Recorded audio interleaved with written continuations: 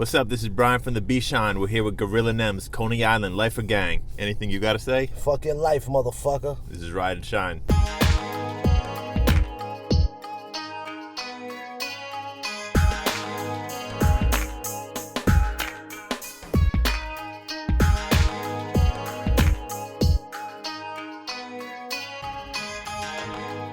So you were born and raised Coney Island, Yep.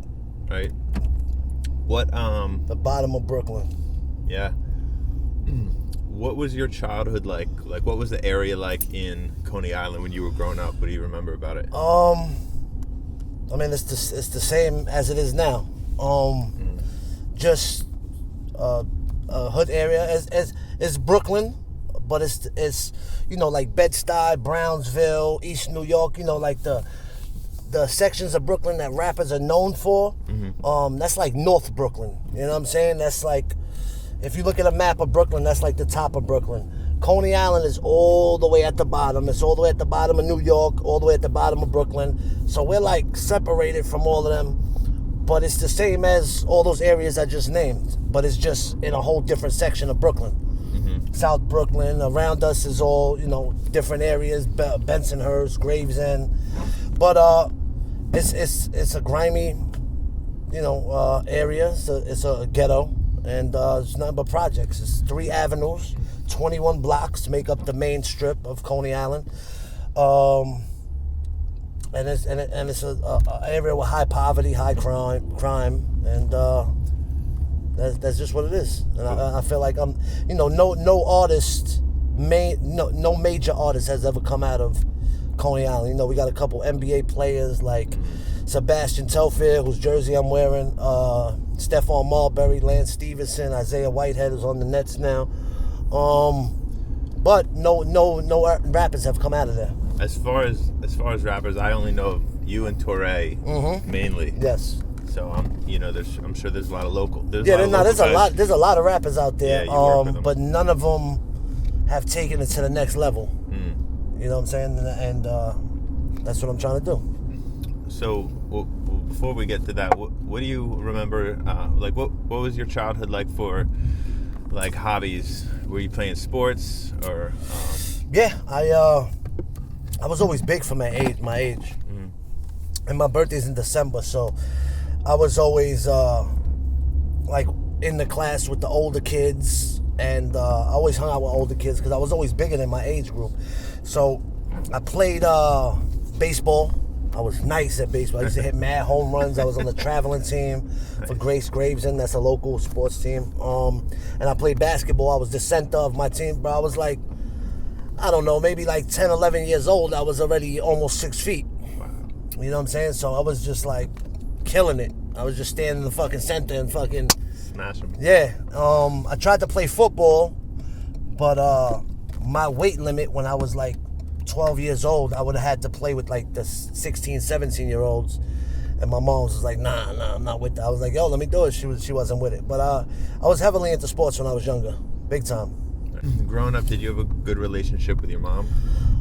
Yeah, I still do. I have a great relationship with my mother. My father passed away when I was 4 years old. And it always was just me and my mother. She had boyfriends, but she never put a guy above me. You know what I'm saying? Like, she never like made it where the guy was more important than me.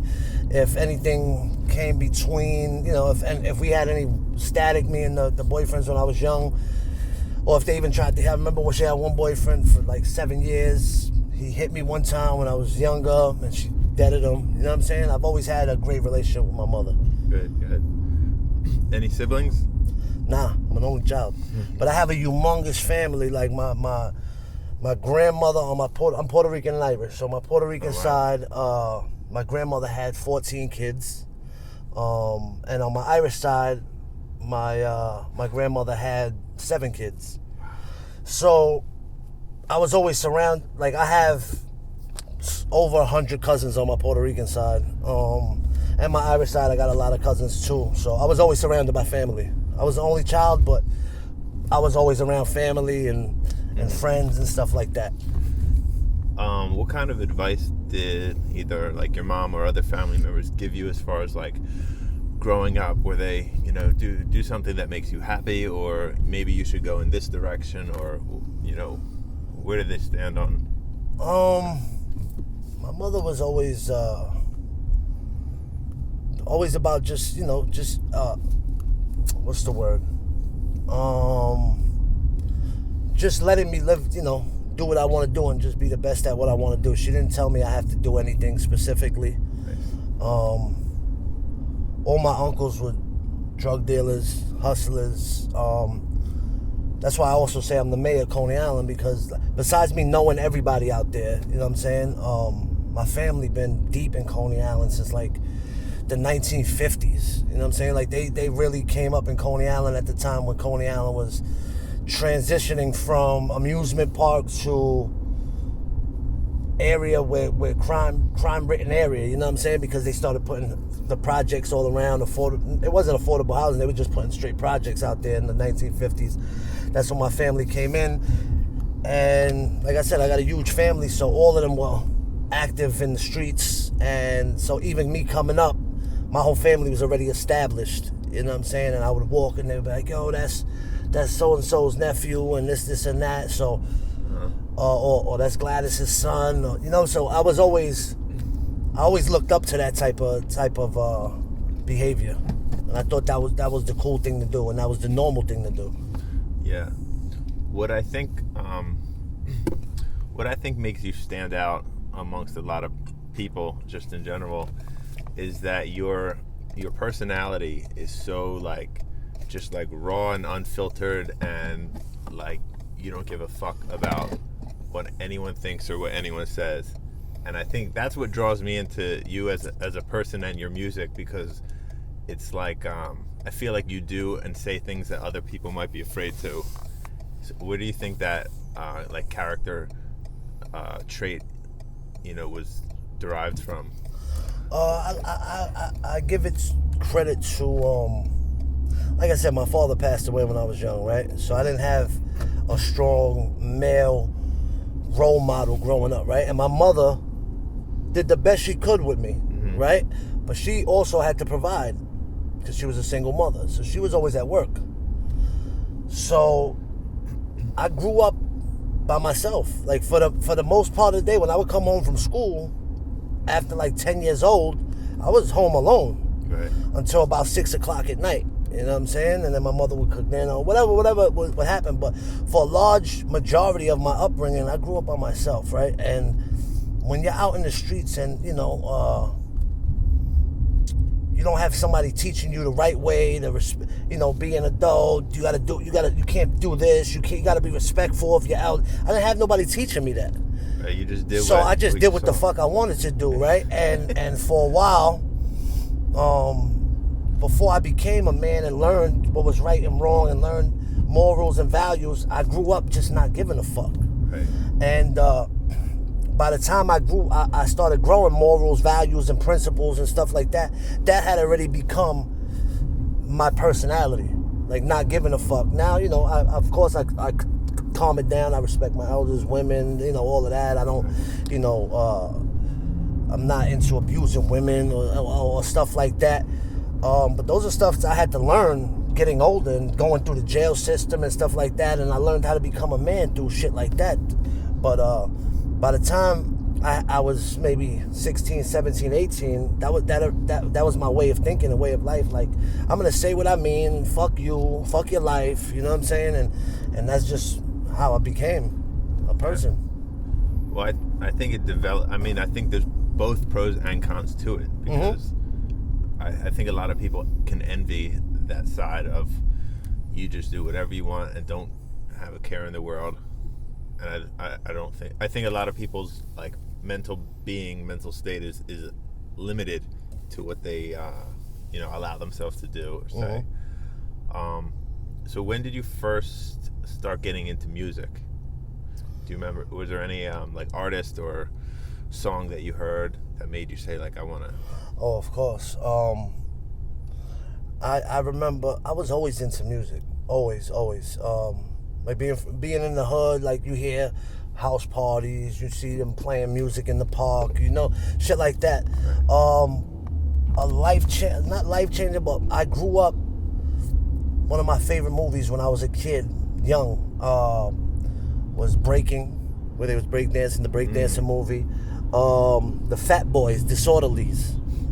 That was like my go-to movie, you know what I'm saying? And just everything was hip-hop. Like for Christmas, my mother would get me tapes. Like I remember one Christmas she got me Nice and Smooth, the album with Hip Hop Junkies. I forgot the name of that album.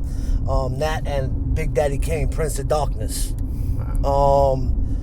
And I remember when I would go to like flea markets, because they used to have a thing called Caesar's Bay. Caesar's Bay was like a poppin' flea market in right outside of Coney Island. I remember buying Biz Markie, the Diabolical Biz Markie, when fucking Just a Friend came out.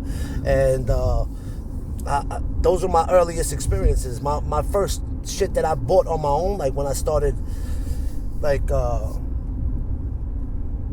having an allowance or just getting money and stuff like that. I remember the first two tapes I bought was Tribe Called Quest, Scenario, and Das Effects, They Want Effects. I would buy single every Tuesday. I was in the record store. That was like my first drug. Like every Tuesday I would be buying out. I used to have a collection of like the official CDs, not even the bootleg CDs, like official shit. Every Tuesday I was in the record store buying that shit as a kid. Because like I said, I was an only child, so when I wasn't outside in the streets, I was home listening to music, like just studying the craft. I didn't know I was studying it. I was just listening, making mixtapes, you know what I'm saying, for myself. And that's what I attribute me being a good MC to being an only child and just being stuck in the house listening to music all day, everything. Even if it was somebody that had a song on the radio that I thought it might have not been my favorite song, but I still, maybe they were the only album coming out that Tuesday, you know what I'm saying? So I would buy it because there was nothing else coming out. Yeah, I would go to the music store, the record store, almost every weekend, and I knew I was going to buy something. No matter what it 100%. Was, you'll find something that you'll just buy, even if it wasn't what you were looking for. So yeah, that's the same thing. Do you remember when you first started writing? I remember specifically when I first started writing. What happened was, at 13, we moved from Coney Island to Staten Island, me and my mother.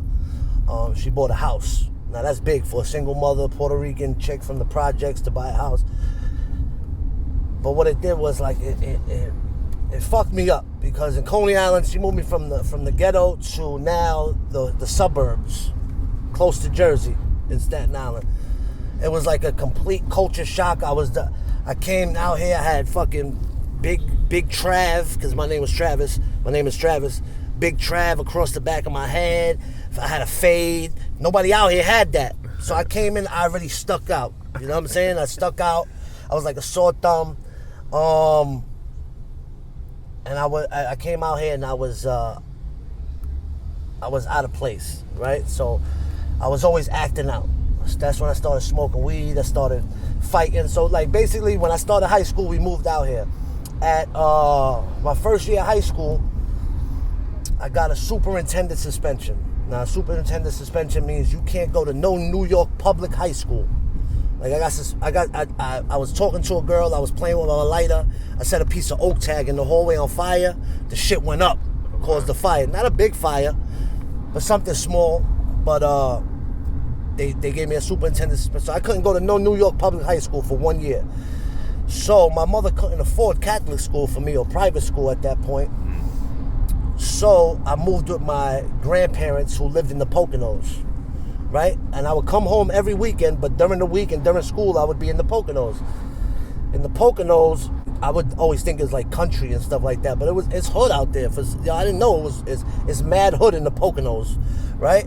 So the school, big time minorities, Puerto Ricans, blacks, all types. Talking like Scranton, Wilkes-Barre? Yeah. Okay. So I went to Mount Pocono High School.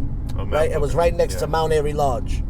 So basically, when I went out there, I didn't know nobody, right? So I would go to school, come home, do my homework, all that. Like, when I went to the Poconos, I was like a straight A student.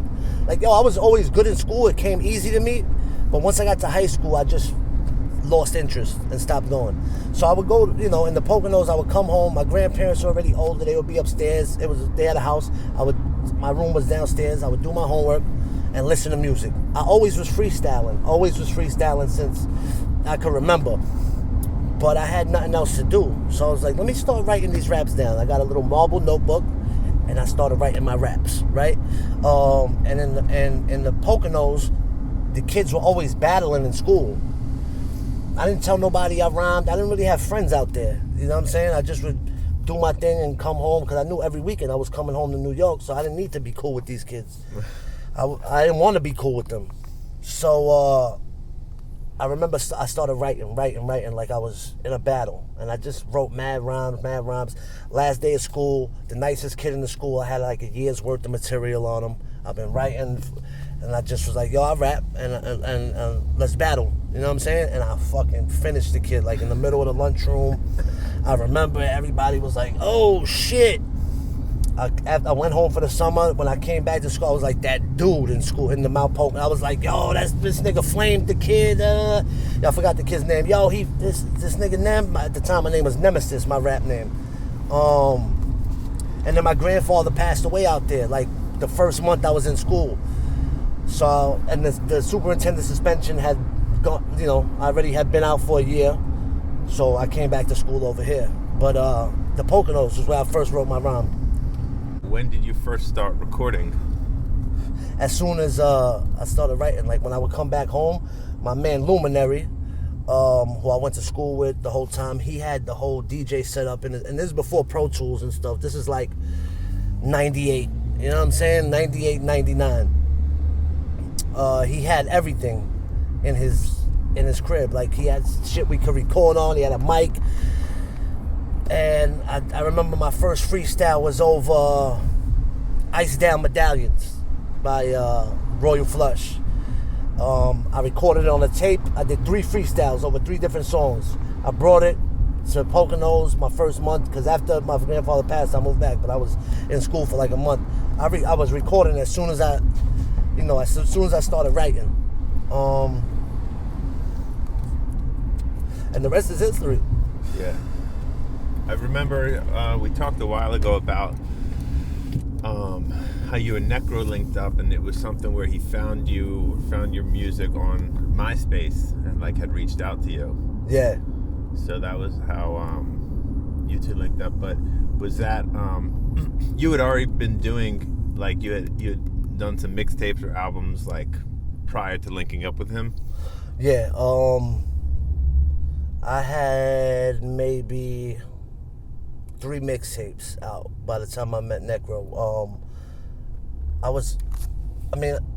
Three mixtapes that I put out, but I had well over like 500 songs by the time I met Necro, because once I came back to New York, I linked up with George Burns, and we wound up having a group called THC, the Highlander Clique.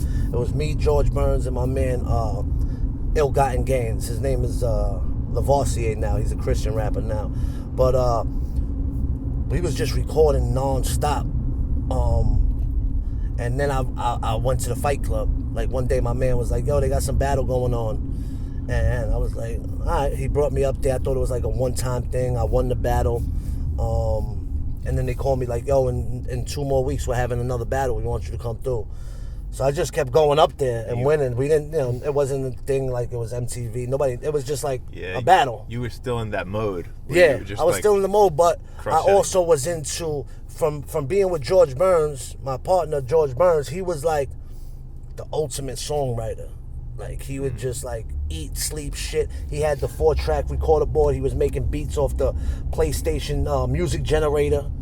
But he was making beats that, still to this day, I listen to some of the shit, I'm like, yo, this shit is better than niggas that's out now off the PlayStation Sony music generator game, and make beats and fucking transfer it to his 4-track board. We had a little mic, and we were doing songs, but he had mad songs, and he showed me, listening to his shit and being around him, showed me like vulnerability on a song, or subjects or concepts to songs, you know what I'm saying? And I was learning through him, but also had my battle type of shit. So it was like mixed together. The Fight Club shit, when I was battling dudes, I was spitting verses from songs I had, you know what I'm saying? And I just was, you know, it wasn't like now. It was just like, yo, we would go, they would call my name, they would call somebody else. We didn't know we was battling each other. It was just like my raps versus your raps. And that's how I kept winning, because it was just like my shit's better than everybody else's. But I always had the structure of writing the songs from George Burns and being around ill-gotten gains, and they were making like ill-type songs about girls, about, you know, just ill-conceptual shits, and I learned how to write songs from that, and I just parlayed it. I got my buzz from the Fight Club, but everything else, you know, like, I always knew, yeah, I'm battling now, but this is not something I'm going to keep doing. Like, this is just like to get my buzz up and get my name out to the public, but I'm still doing these songs. Yeah, you have a lot of verses that can fit as kind of like battle style rhymes anyway. So that worked in your favor in that situation. So the Fight Club was just kind of like a word of mouth thing, like, yo, there's this battle going on, like, just jump in. But it wasn't like open to the public. It was like someone that knew. It was like some super exclusive industry shit. It just so happened that my man Uncle Paulie, his name is Laro, Uncle Paulie, had different names. He just was connected, like, and he saw something in me that he was like, yo, I'm gonna bring this dude up, but like, he didn't want nothing from it. He just wanted to like let me shine, you know what I'm saying? And it wound up being like dope. He got me to connect, and once I went that first week and I fucking abused the kid, whoever I battled, I don't even remember who I battled. Like, it was just like, that was my foot in. You know what I'm saying? But it was like if you went there and you said, y'all want to battle, they wouldn't even let you in. You know what I'm saying? It was like invite only, like fucking Bloodsport, the Kumite. You know what I'm saying? Like, you had to be invited, and it was just some ill shit. So you talked about some of the writing process that you learned from George Burns. I wanted to ask about if you had learned what kind of like lessons or doors were open from working with Necro. Did you learn about like the business side from him, or different types of like writing styles? Necro, when I started dealing with him, I wasn't aware that there was such an underground scene. Like, I was just like, yo, you have to get a major deal, and that's the only way you can make it. When I ran into Necro, like, I was familiar with I Need Drugs, but I wasn't familiar with anything else he had done. I didn't even know who Vinny Paz was. I didn't even know who fucking Nonfiction was. Okay, so you weren't that familiar with the cult following? No, I wasn't at all. Okay. And when I dealt with him, like, as soon as he's like, yo, I'm fucking with you, I want you on my label, he took us on tour. He took me, Q Unique, that's dope, Sean Strange, Riviera Regime. Like, we all packed up and we fucking flew to Cali. We did fucking mad Cali shows. We did fucking Arizona. We did like a whole West Coast tour. And when I seen, like, we sold out the Sunset Strip, like House of Blues on the Sunset Strip. That was my first show back when I came out home from jail. Like, Necro hit me like a month after I came home from jail. We went right on tour. So that was like the first show, and it was sold out. And it was like the craziest thing. Every show I've been with on tour with Necro, girls get on stage, get naked. It's crazy. And from dealing with him, I learned a lot about the business. Mm-hmm. This nigga's making more than fucking established artists. You know what I'm saying? Like, right, he keeps it. You know, it was crazy to me. So I learned that whole side of things. His whole fan base, because he showed me love, they showed me love, and I learned a lot. I learned a lot from him. You know what I'm saying? I think he's really interesting, and I think you are similar in a way where when I see him like interact with his fans, like, he abuses the shit out of them, and they love it. They love that shit, and they can't get enough. And I find it so like fascinating that he has that relationship with his fans, and I feel like you're that way. You're similar. You act that way to your fans similarly, where you can just talk to them however you want, however disrespectful you want, and they'll still be your fans. Maybe even like more of a fan from the abuse. No, I mean, I really don't abuse my fans. Like, I feel like if they fuck with me, I fucks with them. But when I see them, the greeting is, yo, fuck your life. You know what I'm saying? And they're the same with me. If I hear somebody yell out "fuck your life," you know what I'm saying? I know, they know what it is. It's not like a disrespectful thing or abuse thing. It's more like a term of endearment even. You know what I'm saying? Just even, something so strange, like to a normal person, you tell them "fuck your life," they're gonna get offended. But people that deal with my music and know me and shit like that, they know like, yo, fuck your life, nigga, was good. Yeah, you know what I'm saying? It's kind of like an inside joke. 100%. Yeah, 100%. I can see that. So you did some of the Fight Club battles, and then how did the battle in Detroit come about? Like, how'd you get wind of that? Bizarre. Fight Club. One night, I battled this kid named Scarchild, right? Mm-hmm. Cool kid, Far Rockaway. But there was a lot of tension between me and him because he had beat my man Dayton.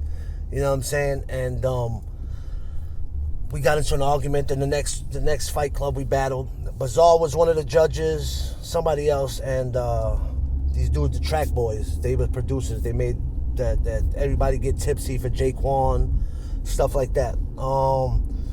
I battled against Scarchild. When the battle was over, International P, the host, was like, all right, the winner is Scarchild. Now, all three of the judges, the Track Boys came. I had, every Fight Club I would bet on myself. So I think I had like 800 on the table. The Track Boy dude got up and was like, yo, all three of us just voted for you. Pulled out $800 of his own money out of his pocket, put it on the table in front of me. He's like, yo, take your money. So I started seeing like the Fight Club started doing like some shady shit. You know what I'm saying? And Bizarre was one of the judges. Me and Bizarre started politicking after that. He was like, yo, we throwing some battles in Detroit. And we just started talking on the phone, Proof. And this was wild to me because this is in the height of D12. Like, D12 was like platinum. So this is like their first album. They were platinum. You know what I'm saying? Yeah, Proof was hosting. He was there. Yeah, Proof and Bizarre. They were platinum artists. I'm on the phone with them every day. Yo, what's good? Talking. That shit was crazy to me. And they just was like, yo, come out to Detroit. We got you on hotels, whatever. Just get out here. We got you on everything else. And then I dealt with a relationship with. I had a regular relationship with them where I was going to Detroit.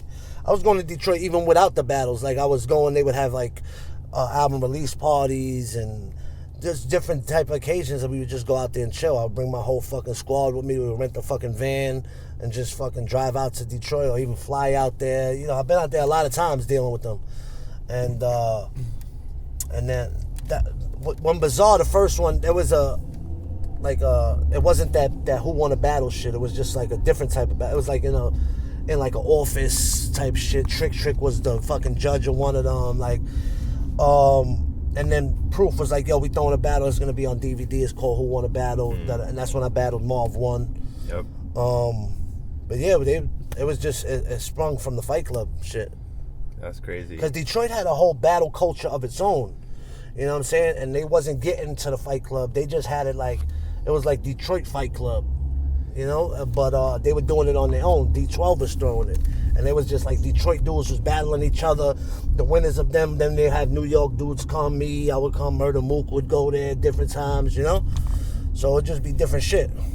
Yeah, that was a good look because it was filmed also like Fight Club. So your video out there against Marv is online. Yeah. And Proof standing right there. Yep. You said you had a relationship with him. Do you have any stories? Because I've been out to Detroit 3 times, talked to a lot of people, and it seems like he was like always like a jokester, like always pranking on people and stuff like that. Do you have any stories? One story that was ill that comes to mind, Proof.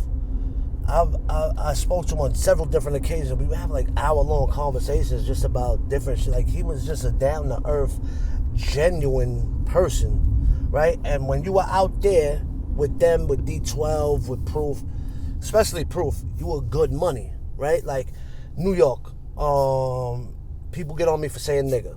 But in New York, everybody says nigga. White kids say nigga. Like, it's an accepted thing out here. You know what I'm saying? In Detroit, it's just black and white, and there's mad racial tension out there. So when I went out there to battle the first time, when I went out there with Bizarre, when we battled in the office, I battled X Factor, and Trick was the judge, one of the judges. Trick was getting tight, that I was saying nigga, you know what I'm saying? And I wasn't aware of this. I was just You're rapping. just doing your thing. Yeah, I was just doing my thing. And I was standing in the corner, and I heard like the people after the battle, people walking by like, damn, this white boy came by, called us niggas and everything, and still won. And when I would tell Proof, he would be like, Nems, don't worry. You know what I'm saying? Like, you with me, everything's all good. Like, nothing's, you know. It wasn't like, I had the feeling that if I wasn't with Proof and I came out there doing that type of shit, it would have been a problem. Especially with, now, you know, everybody's familiar with Trick and what he does. You know what I'm saying? Like, but when you were out there with Proof, it was just like you were safe. Like, no matter what. Like, I was naive. Like, I'm from New York. You can't, you know, wherever I go, I'm good. It's a whole nother world out there, you know what I'm saying? But when you were with Proof, Bizarre even, you were just good money. Like, nobody was fucking with you. Like, they made sure that you were good to, if you were their guest, you were golden. And that's something I always respected. And when they were out here, I tried to, you know, they didn't really have problems to that extent. This was before the job road, you know. It was, I tried to extend the same courtesy. If you're in Brooklyn, I'm with you guys. Nothing's going to happen to you, you know what I'm saying? And we were teenagers then, but I made sure if they came around, I would have 5 to 6 dudes holding guns on them to make sure the niggas was good at all times. You know what I'm saying? Just extend the same courtesy.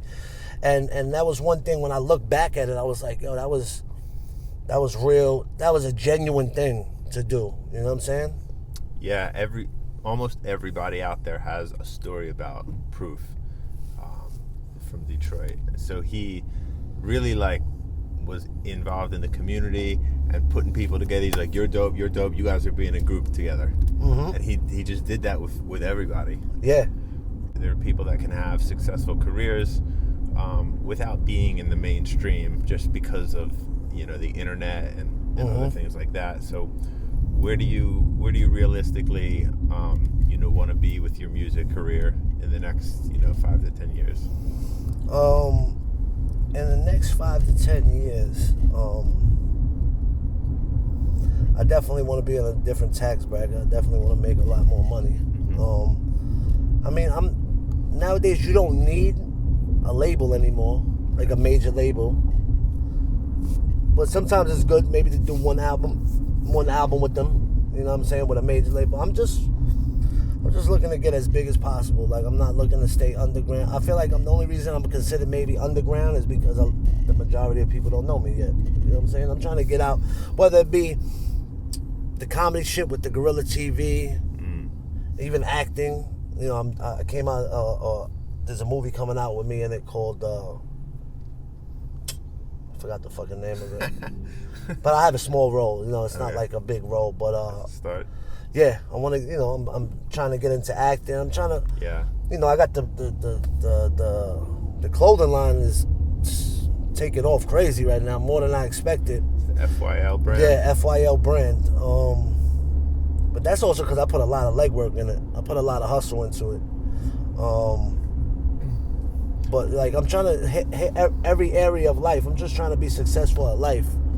You can kind of measure it, like, as long as you've advanced from the previous year and you're doing a lot more. 100%. You're measuring it maybe year by year that you're doing better, and then it just keeps increasing. Mm-hmm. You can do it like that. What does it take to have to build a clothing brand? As far as getting the designs, getting the samples made, and then pressing them up, and what goes into all that? I mean, I've always made like t-shirts here and there since the beginning of my music shit. I've always made t-shirts and stuff like that, but now I just took it to the next level. About 95% of the designs that you see on my hats and stuff like that is me. You know what I'm saying? I have a graphic designer, my man Fridge. I tell him, yo, this is what I want. He adds, he does exactly what I want, sends it back, yo, this is good. Yeah, or no, change that. It's maybe like a couple days process going back and forth. He'll add a little flavor to it because now at this point I've been doing it dealing with him so much. He knows what I like. He'll add a couple things. Once in a blue, a fan or a friend will be like, "Yo, you should do this." Majority of people tell me it does. It's not that good. You know what I'm saying? But you always get here and there a couple that like, that's a good idea. Mm-hmm. If I do this and flip it around. And the main thing is being consistent and the quality. Like, I take pride in doing quality shit. Like, I'm not going to make it. I'd rather pay a little more to get it right and have it some, like, ill quality shit. And now I've done collabs with big brands like SSUR or Grateful Clothing. Like, I've done collabs with brands that I see the inner workings and what they use, what materials they use, who they deal with, or, from trial and error, that I make quality shit now, you know what I'm saying? Like, it's not about just flipping it or it's a rap merchandise. Nah, it's like, I want my shit to be able to be put with a Mitchell & Ness hat or a New Era hat, and you can't tell the difference. Yeah. You know what I'm saying? Yeah, I mean, it just seems like doing like a clothing brand like that, there's a lot of dots that you have to connect as far as, from the designer to the manufacturer. Yeah, but if you love what you're doing, or if you really have an interest in it, it's not really a big deal. Right. Like, yes, I mean, if it's something that you didn't want to do, if you were just trying to make money with it and it wasn't too much, you didn't have an interest, it would be a lot of work. But you already know what you like. I like this piece over here. Exactly. And, I have friends that, like, they'll ask me, "Yo, where you get this?" I'll tell them everything I do. Like, I tell them, "Yo, this is where you get the hats. This is who you take it to. This is..." And they just don't do it because it takes a lot of legwork as well. Like I drop a hat every week. You know what I'm saying? It sells out every week. And I have to go pick up the hats. I have to go take it to the embroiderer. It's a lot of running around. Like, yo, I got a car for a year now, right? Yeah. I mean, I've always had a car. Yeah. But I have a new car for the last year. My shit already got like 40,000 miles on it in 1 year. You know what I'm saying? And normal shit is like, normal people put like maybe 10,000 a year on their car. My shit got 40,000 miles because I'm fucking doing it. And then a lot of people that, if you're in New York, I'll meet up with you. I meet up with them. Here, take this hat, hold that. And it also is a double win because I'm also interacting with the people who fuck with my shit. If you're in New York and you're out here, we can link up. We'll talk for fucking 5-10 minutes and we'll take a picture together, or you take a picture with the hat, you'll go on my Instagram, you know what I'm saying? Like, so yeah. It's like a win-win situation. You're just watching your brand grow like in front of your eyes, so it's exciting for you. Exactly. Yeah, that's and it's always exciting making money. You know what I'm saying? That too. I've never asked you about like relationships and stuff, but do you have a type of woman that you like? Like, what kind of girls are you into? Whether it's looks, personality. I mean, looks is always like the basis of it, right? But the more the more I've dealt with women, and it's like she could have the looks, but if her personality or her mind isn't there, if she's fucked up in the head, or she's just not a good person, or not a loyal person, like people like that, girls like that, you just have sex with. You know what I'm saying? The fucked up ones. When you find a good girl that's loyal, that's attractive, that you could vibe with on that level, then they become a keeper. You know what I'm saying? So hard to find. It is. Listen, look at Halle Berry. Mm-hmm. Everybody loves Halle Berry. All guys love Halle Berry. She's been through mad dudes. You know why? There must be something wrong with her. She must be crazy. You could have the fucking hottest girl in the world. If that bitch is crazy and you can't vibe with her on that type of level, mm-hmm. It means nothing. Because after a while, listen, everybody gets sick of the hottest girl. You get sick of any girl. You can have your dream girl. Mm-hmm. You could fuck her in every position. You could do everything. Eventually, you're going to get tired of that pussy. So the thing is, what's going to keep you? What's going to keep you? Because if you can't talk to her, after you get tired of fucking her, it's like, what's left? I don't want to be around this person anymore. You know what I'm saying? So, personality is big.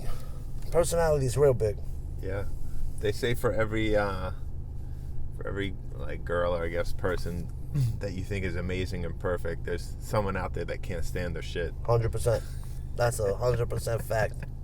Have you been out of the country many times? Yeah.